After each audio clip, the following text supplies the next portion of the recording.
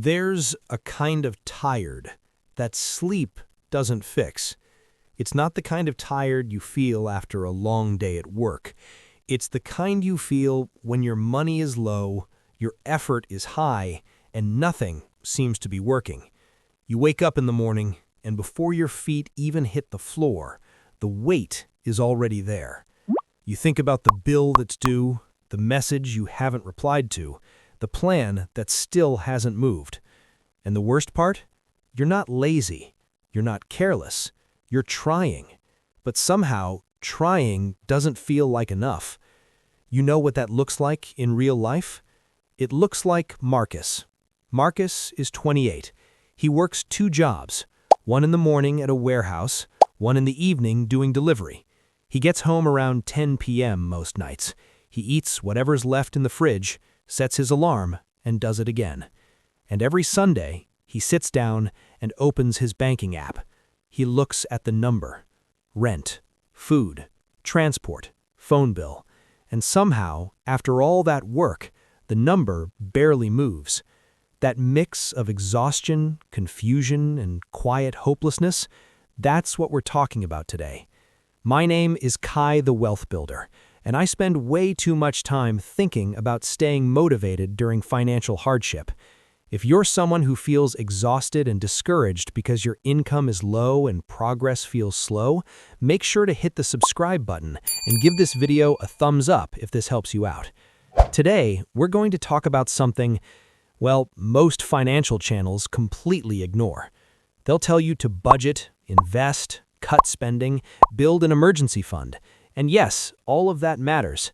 But what nobody talks about is what keeps you going when none of that is working yet. Motivation isn't just a feeling, it's a system. And when your finances are tight, that system breaks down in very specific ways. There's a concept I'm going to come back to later in this video. I call it the invisible progress trap. Stay with me, because by the time we get to it, everything we talk about before it is going to click. Point 1. You're measuring the wrong thing. Think about how most people measure financial progress. They open their bank account, they look at the number. If it's higher, good. If it's lower, bad. If it's the same, frustrating. That's the whole system. But almost everything that actually builds financial stability is invisible in the short term. Imagine you've been budgeting for 3 months. A small medical expense wiped it out. By the bank account system, you made 0 progress. But here's what actually happened in those 3 months. You built the habit of budgeting. You proved you can save. Psychologists call this ODD, outcome dependency, tying your entire sense of progress to one visible result. The mindset shift? Stop measuring what you have. Start measuring what you did. Point 2. Your environment is quietly killing your motivation. The people around you, your friends, your family, can be the biggest drain on your financial motivation. And nobody's doing it on purpose. Your friend wants to go out, it'll be like $40, you don't have it, but you go anyway. And then you come home feeling worse, not because you went out, but because you know it set you back. But it gets worse. It's not just spending pressure, it's the quiet, constant comparison. You're trying to figure out if you can afford groceries this week, and someone your age just posted their vacation. Here's what most people don't realize. Motivation is not just internal, it's deeply environmental. The mindset shift? You have to actively manage your inputs. Point 3, you're running without a finish line. Imagine you sign up for a race with no finish line. It's just running forever. How long does your motivation last? That's exactly what happens when you try to improve financially without a specific goal. 2 people want to pay off debt. Person A, as soon as possible. Person B, $1,200 by end of year. $100 a month, $25 a week. Person B hits $25 at the end of week 1. Small, but real.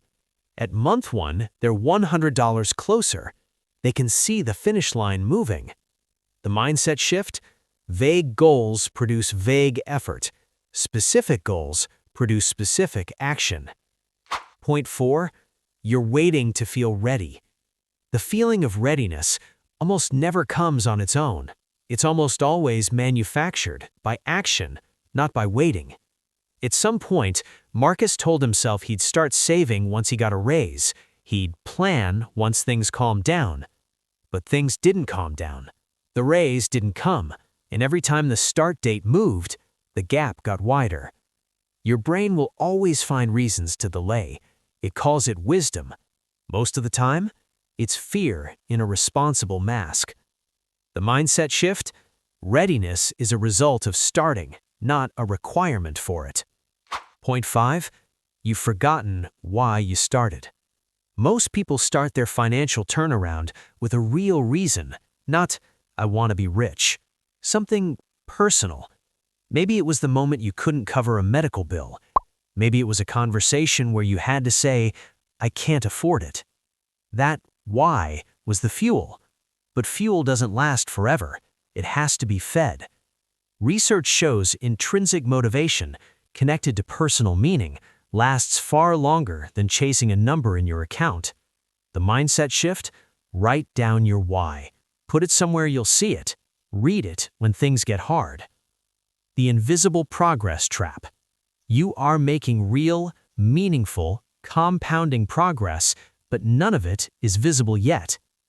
Here's what most people don't realize. The early stages of real financial change feel exactly like nothing is happening. If you save $5 a day, that's $150 a month, $1,800 a year. Over 3 years, that's $5,400. At the end of day 1, you have $5. It doesn't feel like anything. That's the trap. The gap between where you are and where you want to be isn't empty. It's full of progress.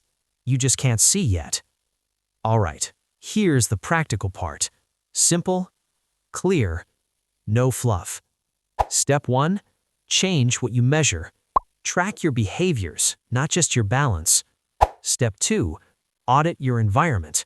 Find one thing draining your motivation and reduce it this week.